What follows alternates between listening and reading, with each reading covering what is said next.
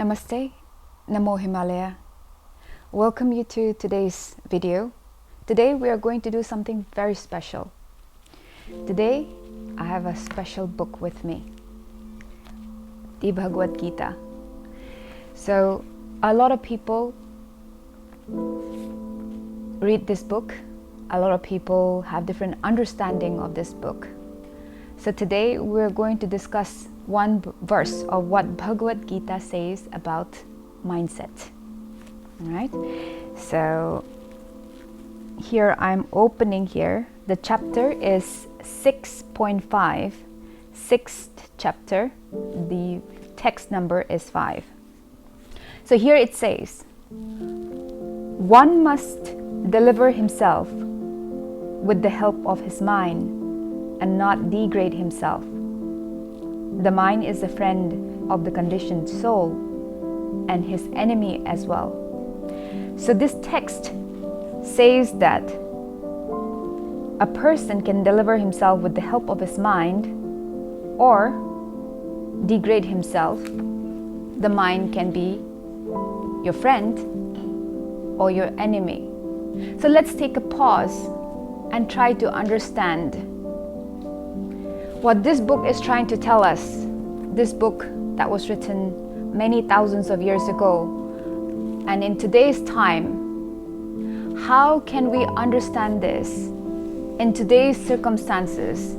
How can we apply it to our lives and make our life better? So let's take a moment to try and understand. The mind is your friend and is also your enemy. Have you ever had any moment in your life where you know you had to get up early in the morning, but you thought, just 5 more minutes. Let's just snooze the button and let's get a few more minutes of sleep. A lot of you have done that. How do I know this? Because I have done it myself. The mind is so powerful, yet it tries to keep you at your comfort zone. But someone who has done the right kind of practices can conquer the mind and go beyond that. This is what the verse is trying to say. And it doesn't matter when it was written, because it is still true today, and it will be true as long as mankind exists.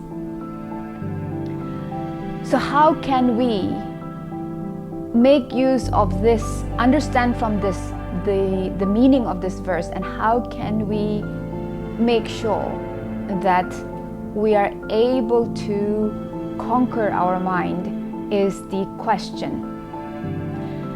Now the mind is very fickle. It has to have some reason to do something that is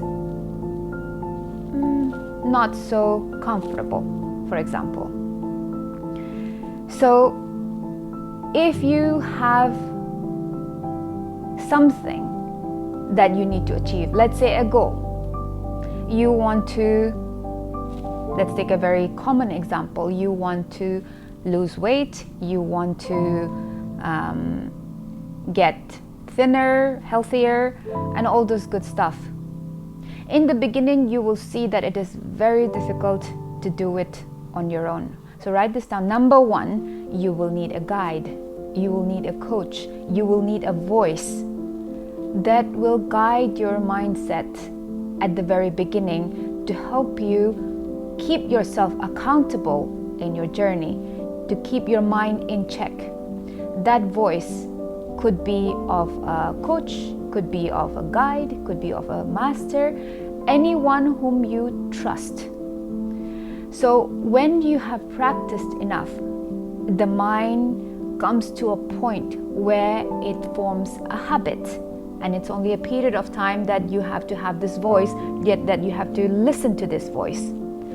After that period, the mind automatically forms the habit.